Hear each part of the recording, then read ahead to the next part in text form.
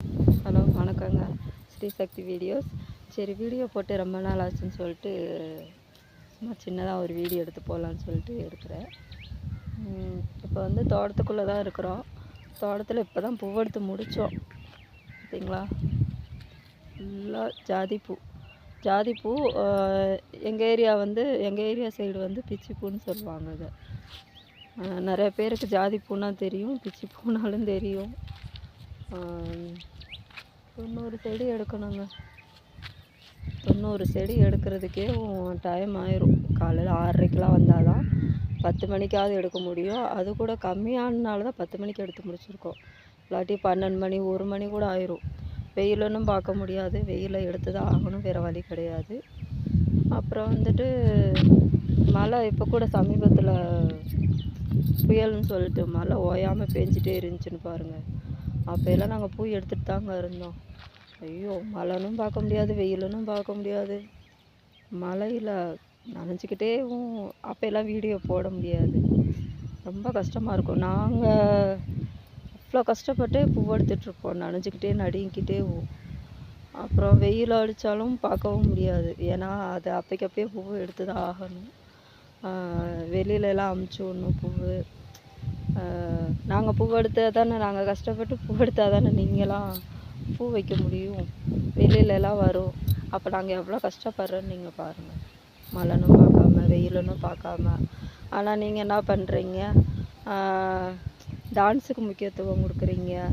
இன்னொன்று, மேக்கப் பண்ணிட்டு வந்தால் தான் லைக் பயங்கரமாக போகுது, டான்ஸ் ஆடினா தான் போகுது.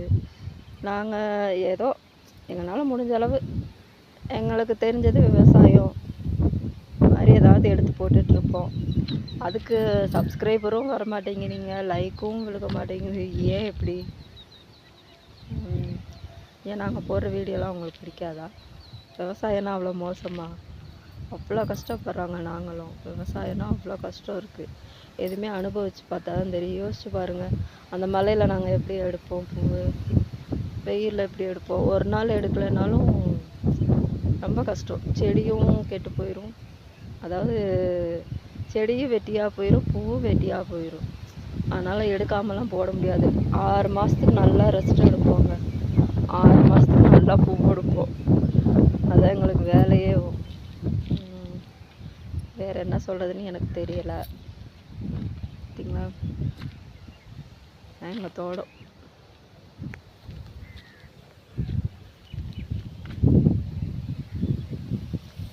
தோட்டத்தில் பிச்சிப்பூ செடி, இந்த மாதிரி செடி இருக்குது. கொய்யா மரம் 2 இருக்குது, மாங்காய் மரம் 2 இருக்குது. எவ்வளோ வேப்ப மரம்னு பாருங்கள், குழு குழு குழுன்னு நல்லா இருக்கும் வெயிலுக்கெல்லாம். இப்போ தான் களை வெட்டி முடித்தாங்க ஒரு 2 நாளைக்கு முன்னாடி. அப்புறம் வந்துட்டு இன்னும் உரம் வச்சு தண்ணி பாய்ச்சணும். அப்புறம் பூ வந்துடும். ஒரு பனி முடிஞ்சு ஒரு 2 மாதம் கழித்து மறுபடியும் பூ வர ஆரம்பிச்சிடும். ஒரு 3 மாதத்துக்கு எடுப்போம். அப்புறம் அவ்வளோதாங்க. அதுக்கப்புறம் ஒரு 6 மாதம் நல்லா ரெஸ்ட்டு வீட்டில். சாப்பிட வேண்டியதான், தூங்க வேண்டியதான், வேறு என்ன பண்ணுறது. மாங்காய் மரத்துக்கு ஒன்று வச்சு காற்றை பாருங்கள். குளிர் காற்று இன்னும் விடலை, பயங்கரமாக இருக்குது, குளிருது. இப்போ தான் வெயில் வந்துச்சு. 10 மணிக்கு தான் இந்த சைடு வெயிலே வந்துச்சு. கொஞ்சம் நல்லா இருக்குது. பார்த்தீங்களா காற்றை, இப்படி காற்று அடிக்குதுங்க, குளிருது. அதாவது வெயில கூட தாங்கிக்கலாம் போகிறோம், இந்த பனியை தாங்கவே முடியல. அவ்வளோ பனி. பார்த்தீங்களா காற்றை. வெயிலில் நின்னா அவ்வளோ சுகமாக இருக்குது. எப்படா வெயில் வரும், வெயிலில் இருக்கலாம், நிற்கலாம் அப்படின்னு சொல்லிட்டு அவ்வளோ குளிருது. நீங்கள் தோட்டம் பிடிச்சிருக்கா? இந்த சைடு பிச்சிப்பூ இருக்கும். நான் உங்களுக்கு ஏற்கனவே நிறைய வீடியோவில் சொல்லியிருப்பேன்.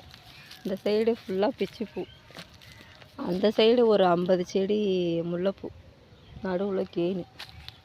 கேணி அவ்வளோ ஆழமாக இருக்கும். கேணியை பார்த்தீங்களா, எனக்கே பயமாக இருக்கும் பார்க்க. பாருங்கள்,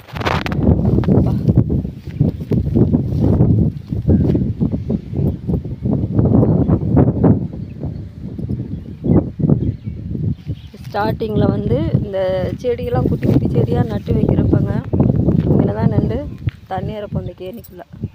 தண்ணி இறச்சி விட்டு ஒவ்வொரு குடம் 2 குடமாக ஊற்றி அந்த கண்டுகளுக்கு நாங்கள் அந்த கண்டுகளை காப்பாற்றணும். அதுக்கப்புறம் தான் போர் போட்டு கொஞ்சம் தண்ணி வர வச்சோம். கொஞ்சம் பரவாயில்ல. அவ்வளோ கஷ்டப்பட்டிருக்கோம் இந்த செடியெல்லாம் வளர வைக்கிறதுக்கு. இப்போ விவசாயம்னா லேஸ் இல்லைங்க, அவ்வளோ கஷ்டம் இருக்கும். ஒரு நாளைக்கு வந்து பாருங்கள் எவ்வளோ கஷ்டம் இருக்குன்னு சொல்லிட்டு. விவசாயத்தை நீங்களும் போய் ஆராய்ஞ்சு பாருங்கள்.